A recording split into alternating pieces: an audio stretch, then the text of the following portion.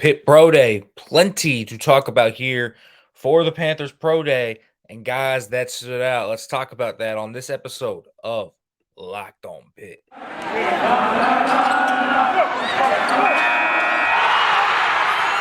You are Locked On Pitt, your daily podcast on the Pittsburgh Panthers, part of the Locked On Podcast Network, your team every day.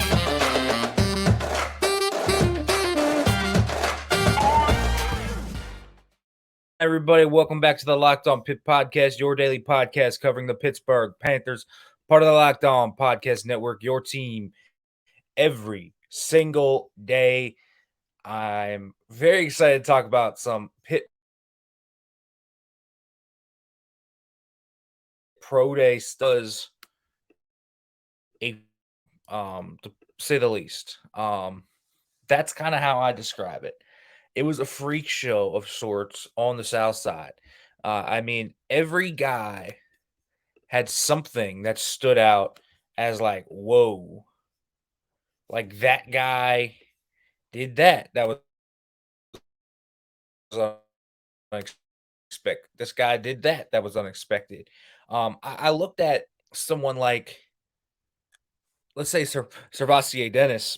Like, that's a dude who I did not expect to do what he did. 41 inches on the vert. I mean, man, come on. I knew he was athletic. I knew he's more athletic than people thought he was. But that was crazy. Absolutely insane leap by Izzy as well. With 41 inches, he floated. I was surprised he didn't get higher. He had like a third highest vert out of everyone there at the end of the day because Pitt had some absurd numbers. It really was that impressive. But let's talk about Izzy Abanikanda. You know, this is a guy that seemingly didn't have a ton of hype coming into this day. I was always flabbergasted by that. And reason being, I feel like if you know Pitt here, we know Pitt. We've watched Pitt. We've watched Izzy for so long, right? I feel like I don't need to explain what Israel Abanikanda is to any of you. And I don't need to because everybody knows what he is. He's a speedster. He's a track athlete. He's a big time guy that won a bunch of state titles in New York, coming out of Brooklyn. He is a special player in many regards. So I didn't feel like I needed to ever explain what that guy was gonna be. But the more you kind of talk to people, it was like, oh, that guy exists, but like, who is he? And then he comes out and he has a tweak at the combine. I thought the combine would have been where he really put everyone on notice. And the reason why is because he put up numbers like he can put up numbers like he did here on Pitt Pro Day. I had heard a absurd amount of range on the 40 time, but I think it came in around 4.33, 4.34 official. Just people are up in arms and love this kid, man. I really have heard that buzz. Just maybe it's the NFL starting to talk about him now because you have the numbers officially there to verify the athleticism. But like he said, they had like questioned his breakaway speed. I was like, did they watch the tape? How can you question Israel Abanikanda's breakaway speed? I don't know, but I think he's the biggest winner out of all Pitt guys on this day. I mean, unbelievable.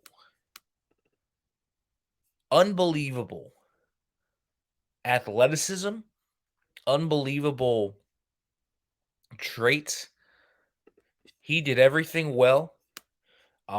He leapt at a very impressive rate. You know, when you look at 41 inches on the vert, you come back and then you jump a 10-8 broad on top of that. So much to be impressed about with him, man. So much to be impressed about with him. And I think Izzy has really done himself well because this is a dude to me that sticks out as a guy that could potentially go day two. I don't think people are fully understanding of just how early I think this guy can go. He's a real special type of player because not many guys have, have that speed at that weight.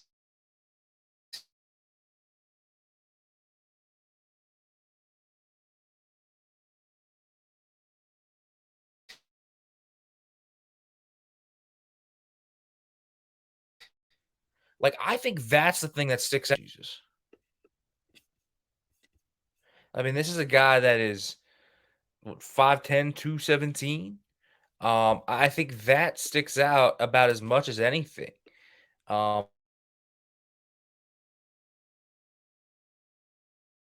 when we're talking about in old, we, we a guy like Izzy who carries so much weight with those numbers because he's 5'10" and 217. He's listed like 5'10", 205, 210 on the official sheet, but now he's 217 and he runs 4.34.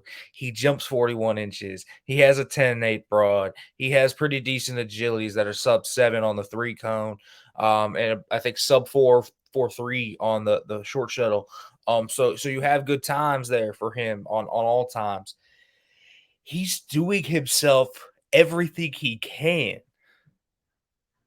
to up that stock of his. And that's always been the big thing with Izzy. It's been, well, how does he get the stock even better? And I think he did it.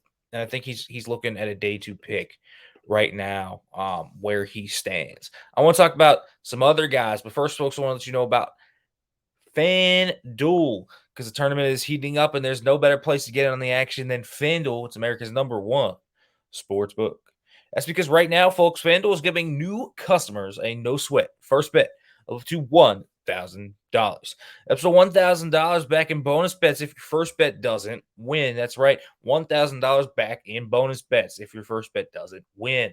So just go to fanduel.com/locked on. That's fanduel.com/locked on and sign up today to claim your no sweat first bet. Folks, then you can wager on everything from the money line, point spreads, which team will be cutting down the net, threes made, all of this great stuff. There are so many props on FanDuel that you can get. It's all on an app that's safe, secure, and super easy to use. So make sure to download the FanDuel Sportsbook app today. So don't miss your shot and a no sweat first bet to $1,000 when you join FanDuel right now. Just go to fanduel.com/locked on to sign up. Again, that's fanduel.com/locked on to sign up for that no sweat first bet of up to $1,000. Make every moment more with FanDuel, the official sports book of Locked On. All right, everybody. Let's just keep talking pro day action. And the reason why I want to keep talking pro day action is because Pitt has so many interesting prospects this year. Let's talk about Calijah Kancey. I think we have to talk about him next. Your top two guys probably are Kancey and Izzy. I think that everyone would probably agree with that if you're a Pitt fan and you've read the mocks and all of that good stuff. And so, where are they going to go? Where is he going to go? I don't know. And one thing I do know is that he's an absurd athlete, just an absurd athlete. I mean, he fits every single freak list on every single test possible. So he breaks the all-time 40 record at the combine recorded. And then he sets out a 6.82 3-cone and 4.33 short shuttle. The 4.33 short shuttle would have been tops at the combine this year for DTs. A 6.82 3-cone would have been the record. That is an all-time record. The guy is an absolute freak. I mean, I knew Calijah Kancey was a freak, but all-time type of freak. He's a true the size says this, but type of guy. He really is. I mean, he is a special player. You know, you saw so many D-line coaches there too to check out Calijah Kancey. It was really, really, really populated with those guys. And so it is insane to get a 6'8" 3 cone. That just puts it into perspective. An absolute freak he is. You look at what he has too 4.67 40. I mean, the 10-yard is a 164 at 283. The vert is 33 and a half. The broad is 10.2. I mean, these are elite numbers. He's going in the first round. I think it's just where and who's comfortable. And so it's gonna be really fun to watch. You knew he had that in him, but I did not know he had 2 record-breaking numbers in him. I think that's what stands out. I mean, it wouldn't have been close. This record I'm talking about, that 3 cone, the combine record is 6.96 with Milton Williams at DT. He would have absolutely slaughtered that. 6.82. The, like, first unofficial number was 691, if I remember correctly. Chris Carter tweeted that out, and then Cancey said it was a 682. Are you kidding me? That's an absurd time for Calijah Kancey, to get, man. It really is, and he is going right up boards. I think he is a special, special player, and he's the exemplary example of what Charlie Partridge can do for you in your draft stock, right? A 3-star guy comes in, and all of a sudden he's going to be a first-round draft pick. I think that's what people often overlook is the development. I mean, this dude had all of that there, but it just had to be honed. And I think clearly it is being honed in a very special way right now, because that is an absurd, absurd time to land at the 3 cone. And overall, he's a big winner. I think another big winner, Marcus Minor, 31 on the bench. I thought was a really good number for him. First of all, everyone got really hyped for Marcus Minor on that day. I just think he had some really good all around numbers. His day overall was pretty strong. I thought that 31 set it really well. He has some good length, measured in at 6'4", 310 with about 33.5-inch arms. I like the 30-inch vert. He had an 8.4 broad, 4.69 shuttle, 7.75 3 cone, and a 5.27 run. That's pretty good for him, man, at that size. He's a mauler, but he's a steady player. I never got why people didn't like Marcus Minor more than they did as an NFL prospect. I think everyone kind of thinks about Marcus Minor as a pretty solid dude in terms of the tape. Like, the tape is good, right? Marcus Minor has always had good tape. And if you didn't know that, you need to notice that. And you should have, because he was a really big transfer piece coming in from Maryland that helped stabilize this Pitt offensive line as well as anybody did. But he's huge in terms of getting that ball rolling. And he should be a guy that, could step into a camp.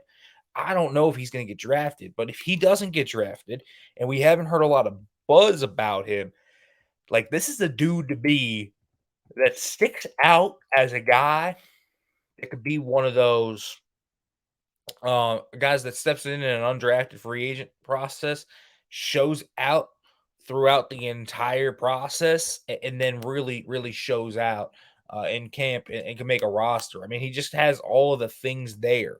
He's smart. He's a guy that is polished. He's a veteran. He's a professional. He has all of those traits to him, and these numbers really just added on to that.